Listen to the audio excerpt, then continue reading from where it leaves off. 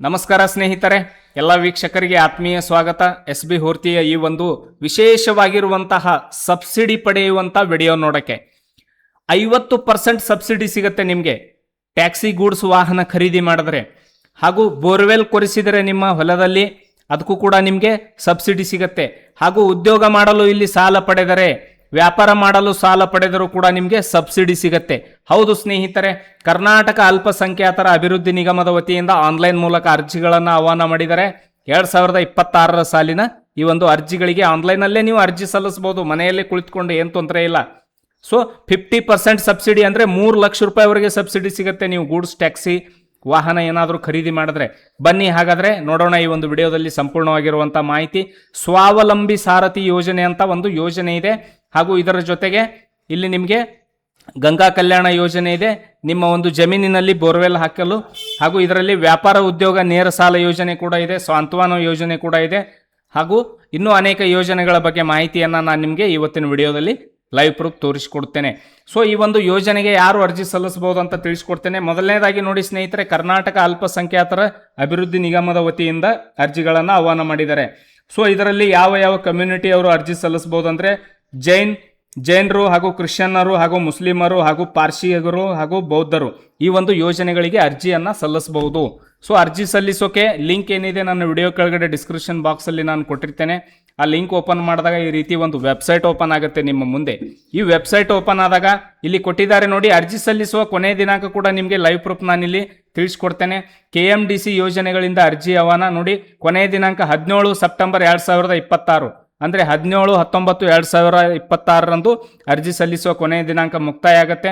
So ಅರ್ಜಿ ಸಲ್ಲಿಸೋಕೆ ನೋಡಿ, ಇಲ್ಲಿ ನಾನು ಮೊದಲೇ ಹೇಳಿದ್ದೇನೆ ನಿಮಗೆ ಯಾವ ಕಮ್ಯುನಿಟಿಯವರು ಅರ್ಜಿ ಸಲ್ಲಿಸಬಹುದು ಅಂತ. ಇನ್ನೊಂದು ಸಲ ರಿಪೀಟ್ ಮಾಡ್ತೇನೆ ನೋಡಿ, ಜೈನರು, ಮುಸ್ಲಿಮರು, ಕ್ರಿಶ್ಚಿಯನ್ನರು, ಪಾರ್ಸಿಗಳು ಹಾಗೂ ಬೌದ್ಧ ಸಮುದಾಯಕ್ಕೆ ಸೇರಿದವರು ಈ ಒಂದು ಅರ್ಜಿಯನ್ನು ಸಲ್ಲಿಸಬಹುದು. ಸೊ ಇಲ್ಲಿ ಅರ್ಜಿ ಸಲ್ಲಿಸೋಕೆ ಸಿಂಪಲ್ ಆಗಿ ಏನಿಲ್ಲ, ಇಲ್ಲಿ ಸ್ವಾವಲಂಬಿ ಸಾರಥಿ ಯೋಜನೆ ಅಂತ ಬರುತ್ತೆ. ನೀವು ಟ್ಯಾಕ್ಸಿ, ಗೂಡ್ಸ್ ವಾಹನ, ಆಟೋ ರಿಕ್ಷಾ ಖರೀದಿ ಮಾಡಲು ನಿಮಗೆ 50% ಸಬ್ಸಿಡಿ ಸಿಗುತ್ತೆ, 3 ಲಕ್ಷ ರೂಪಾಯಿವರೆಗೆ. ಇಲ್ಲಿ ಸ್ವಾವಲಂಬಿ ಸಾರಥಿ ಯೋಜನೆ ಅಂತ ಬರುತ್ತೆ, ಇದರ ಮೇಲೆ ಕ್ಲಿಕ್ ಮಾಡ್ಕೋಬೇಕು. ಇದರ ಮೇಲೆ ಕ್ಲಿಕ್ ಮಾಡಿದಾಗ ನೋಡಿ, ಆನ್ಲೈನಲ್ಲಿ ಅರ್ಜಿ ಸಲ್ಲಿಸೋದಿದೆ, ಇದೇನು ಮ್ಯಾನುವಲ್ ಇಲ್ಲ.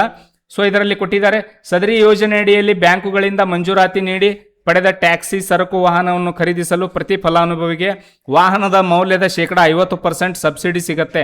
ಗರಿಷ್ಠ 3 ಲಕ್ಷ ರೂಪಾಯಿವರೆಗೆ ಸಬ್ಸಿಡಿ ಸಿಗುತ್ತೆ. ಏನು ನಿಮ್ಮ ವಾಹನ ಖರೀದಿ ಅಮೌಂಟ್ ಇರ್ತಲ್ಲ ಅದರ ಬೇಸಲ್ಲಿ ನಿಮಗೆ 3 ಲ್ಯಾಕ್ ರುಪೀಸ್ವರೆಗೆ ಮ್ಯಾಕ್ಸಿಮಮ್ ಸಬ್ಸಿಡಿ ಸಿಗುತ್ತೆ. ಅಂದರೆ 3 ಲಕ್ಷ ರೂಪಾಯಿವರೆಗೆ ನಿಮಗೆ ಸಬ್ಸಿಡಿ ಸಿಗುತ್ತೆ 50%. ಸೊ ಅದಕ್ಕಿಂತ ಜಾಸ್ತಿ ಇದ್ರೂ ಕೂಡ ನಿಮಗೆ 3 ಲಕ್ಷನೇ ಸಿಗೋದು. ಹಾಗೂ ಆಟೋ ರಿಕ್ಷಾ ಏನಾದರೂ ಖರೀದಿ ಮಾಡಿದ್ರೆ ಅದಕ್ಕೆ 75,000 ರೂಪಾಯಿ ಸಬ್ಸಿಡಿ ಸಿಗುತ್ತೆ. ಅರ್ಜಿ ಸಲ್ಲಿಸುವ ಕೊನೆಯ ದಿನಾಂಕ 17/7/2026. ಸೊ ನೆಕ್ಸ್ಟ್ ನೋಡಿ, ಇಲ್ಲಿ ಅರ್ಜಿ ಸಲ್ಲಿಸೋಕೆ ಯಾವ ದಾಖಲೆಗಳು ಬೇಕಂದ್ರೆ, ಸಕ್ಷಮ ಪ್ರಾಧಿಕಾರದಿಂದ ನೀಡಲಾದ ಜಾತಿ ಪ್ರಮಾಣ ಪತ್ರ, ಹಾಗೂ ಜಾತಿ ಪ್ರಮಾಣ ಪತ್ರ ಎಲ್ಲರ ಹತ್ರ ಇರುತ್ತೆ. ಹಾಗೂ ಆದಾಯ ಪ್ರಮಾಣ ಪತ್ರ, ಆಧಾರ್ ಕಾರ್ಡ್ ಪ್ರತಿ, ವಾಹನ ಚಾಲನ, ಡ್ರೈವಿಂಗ್ ಲೈಸೆನ್ಸ್ ಇರಬೇಕಾಗತ್ತೆ. ನೆಕ್ಸ್ಟ್ ಬ್ಯಾಂಕ್ ಪಾಸ್ಬುಕ್ ಬೇಕು. ನೆಕ್ಸ್ಟ್ ವಾಹನದ ಅಂದಾಜು ದರ ಪಟ್ಟಿ, ಕೊಟೇಶನ್ ಬೇಕು, ಕಾರ್ ಕೊಟೇಶನ್ ಬೇಕು. ಹಾಗೂ ನಿಮಗೆ ಇಲ್ಲಿ ಅಲ್ಪಸಂಖ್ಯಾತರ ಜಾತಿ ಪ್ರಮಾಣ ಪತ್ರ ಕೂಡ ಇರಬೇಕು. ಸ್ವಯಂ ಘೋಷಣಾ ಪ್ರಮಾಣ ಪತ್ರ ಅಂತ ಒಂದು ಪೇಜ್ ಬರುತ್ತೆ, ಇಲ್ಲಿ ಕ್ಲಿಕ್ ಮಾಡಿದ್ರೆ ಸಾಕು, ಆ ಒಂದು ಪೇಜ್ ಈ ರೀತಿ ಓಪನ್ ಆಗುತ್ತೆ. ಇಲ್ಲಿ ನಿಮ್ಮ ಇನ್ಫಾರ್ಮೇಷನನ್ನು, ನಿಮ್ಮ ಹೆಸರು ಹಾಗೂ ನಿಮ್ಮ ತಂದೆ ತಾಯಿ ಹೆಸರನ್ನು ಇಲ್ಲಿ ನೀವು ಫಿಲ್ ಮಾಡಬೇಕಾಗತ್ತೆ. ಫಿಲ್ ಮಾಡಿದ್ಮೇಲೆ ಇಲ್ಲಿ ನಿಮಗೆ ನೋಡಿ ಯಾವ ರೀತಿ ತೋರುತ್ತೆ, ಈ ಅಪ್ಲಿಕೇಶನ್ ತೋರಿಸ್ಕೊಡ್ತೇನೆ ನಿಮಗೆ.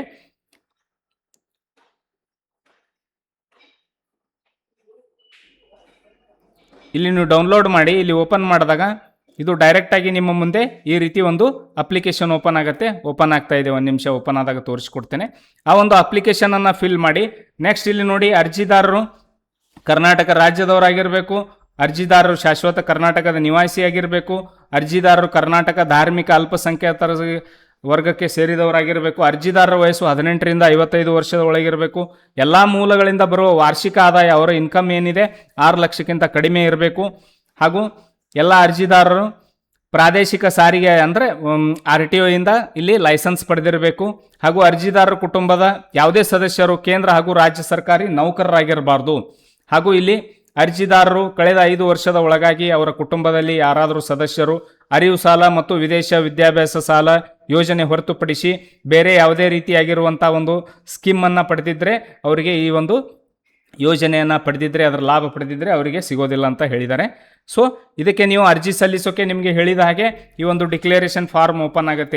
ಅಲ್ಲಿ ಕ್ಲಿಕ್ ಮಾಡಿದಾಗ ಸ್ವಯಂ ಘೋಷಣಾ, ಈ ಫಾರ್ಮ್ ಕೂಡ ಒಂದು ಪ್ರಿಂಟ್ ತೊಗೋಬೇಕು. ಇಲ್ಲಿ ನಿಮ್ಮ ಹೆಸರು, ನಿಮ್ಮ ತಂದೆ ಅಥವಾ ತಾಯಿ ಹೆಸರನ್ನು ಫಿಲ್ ಮಾಡಿ ಇಲ್ಲಿ ಸ್ಥಳ ದಿನಾಂಕ ಹಾಕಿ ನಿಮ್ಮ ಒಂದು ಸಹಿ ಮಾಡೋದು. ಅಂದರೆ ಇದು ಸ್ವಯಂ ಘೋಷಣಾ ಒಂದು ಪತ್ರ ಇರುತ್ತೆ, ಅದೇನು ತೊಂದರೆ ಇಲ್ಲ. ಅದನ್ನು ನೀವು ಮಾಡಿ ನೆಕ್ಸ್ಟ್ ಇಲ್ಲಿ ಸ್ನೇಹಿತರೆ ಆನ್ಲೈನಲ್ಲಿ ಅರ್ಜಿ ಸಲ್ಲಿಸೋಕೆ ಸಿಂಪಲ್ ಆಗಿ ಇದ್ರ ಮೇಲೆ ಕ್ಲಿಕ್ ಮಾಡಿ ಇಲ್ಲಿ ಆನ್ಲೈನ್ ಅರ್ಜಿ ಅಂತ ಕ್ಲಿಕ್ ಮಾಡಿದ್ರೆ ಸಾಕು, ನಿಮ್ಮ ಮುಂದೆ ಈ ರೀತಿ ವಿಂಡೋ ಓಪನ್ ಆಗುತ್ತೆ. ಇಲ್ಲಿ ನಿಮ್ಮ ಮೊಬೈಲ್ ನಂಬರನ್ನು ಹಾಕಬೇಕು, XYZ ನಿಮ್ಮ ಮೊಬೈಲ್ ನಂಬರನ್ನು ಹಾಕಿ ಅರ್ಜಿ, ಇದು ಆಧಾರ್ ಕಾರ್ಡ್ಗೆ ಲಿಂಕ್ ಇರೋ ಮೊಬೈಲ್ ನಂಬರನ್ನೇ ಹಾಕಿ. ಈ ಮೊಬೈಲ್ ನಂಬರ್ ಹಾಕಿ ಸಲ್ಲಿಸಿ ಅಂತ ಕೊಟ್ಟಾಗ ನಿಮ್ಮ ಮುಂದೆ ಅರ್ಜಿ ಸಲ್ಲಿಸುವಂಥ ವಿಂಡೋ ಓಪನ್ ಆಗುತ್ತೆ.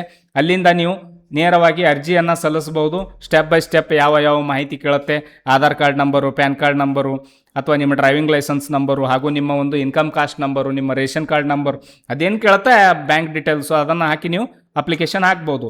ಇನ್ನು ವ್ಯಾಪಾರ ಉದ್ಯೋಗ ಮಾಡುವವರು ಈ ವ್ಯಾಪಾರ ಉದ್ಯೋಗದ ಮೇಲೆ ಕ್ಲಿಕ್ ಮಾಡಿದ್ರೆ ಸಾಕು, ನಿಮಗೂ ಕೂಡ ಇಲ್ಲಿ ನೋಡಿ ಈ ಯೋಜನೆ ಅಡಿಯಲ್ಲಿ ವ್ಯಾಪಾರ ಉದ್ಯೋಗ ಪ್ರಾರಂಭ ಮಾಡುವವರಿಗೆ ಇಲ್ಲಿ ಫಲಾನುಭವಿಗಳಿಗೆ ಆಸ್ತಿ ಅಥವಾ ಕಟ್ಟಡ ಭೂಮಿ ಅಡಮಾನ ಮೇಲೆ ಸಾಲ ಒದಗಿಸಲಾಗುವುದು ಅಂತ ಹೇಳಿದ್ದಾರೆ. ನೀವೇನಾದರೂ ಶ್ಯೂರಿಟಿ ಕೊಟ್ಟರೆ ಅದರ ಮೇಲೆ ಸಾಲ ಕೊಡ್ತಾರೆ. ಸೊ ಅದಕ್ಕೆ ಸಂಬಂಧಪಟ್ಟಂಥ ಮಾಹಿತಿ ಕೂಡ ಇಲ್ಲಿ ಕೊಟ್ಟಿದ್ದಾರೆ ನೋಡಿ. ನಿಮಗೆ ಇಲ್ಲಿ ನೋಡ್ಬೋದು, ಇಲ್ಲಿ ಮ್ಯಾಕ್ಸಿಮಮ್ ಅಂದರೆ ಇಲ್ಲಿ ನಿಮಗೆ 8 ಲಕ್ಷಕ್ಕಿಂತ ಕಡಿಮೆ ನಿಮ್ಮ ವಾರ್ಷಿಕ ಆದಾಯ ಇರಬೇಕು. ನಿಮಗೂ ಕೂಡ ಇಲ್ಲಿ ಅದರ ಮೇಲೆ ಒಂದು ಮಾರ್ಗೇಜ್ ಲೋನ್ ಅಂತಾರಲ್ಲ ಆ ರೀತಿ ಫೆಸಿಲಿಟಿ ಕೊಟ್ಟಿದ್ದಾರೆ. ಹಾಗೂ ಇಲ್ಲಿ ಸಾಂತ್ವನ ಯೋಜನೆ ಅಂತ ಬರುತ್ತೆ. ಈ ಯೋಜನೆ ಅಡಿಯಲ್ಲಿ ರಾಜ್ಯದಲ್ಲಿ ಕೋಮುಗಲಭೆ ಮತ್ತು ಹಿಂಸಾಚಾರದಲ್ಲಿ ಏನಾದರೂ ಪ್ರಕೃತಿ ವಿಕೋಪ ಆದಲ್ಲಿ ಅಂಥ ಒಂದು ದುರ್ಬಲ ಕುಟುಂಬದವರಿಗೆ ಇಲ್ಲೂ ಕೂಡ ಸಹಾಯಧನ ಕೊಟ್ಟಿದ್ದಾರೆ.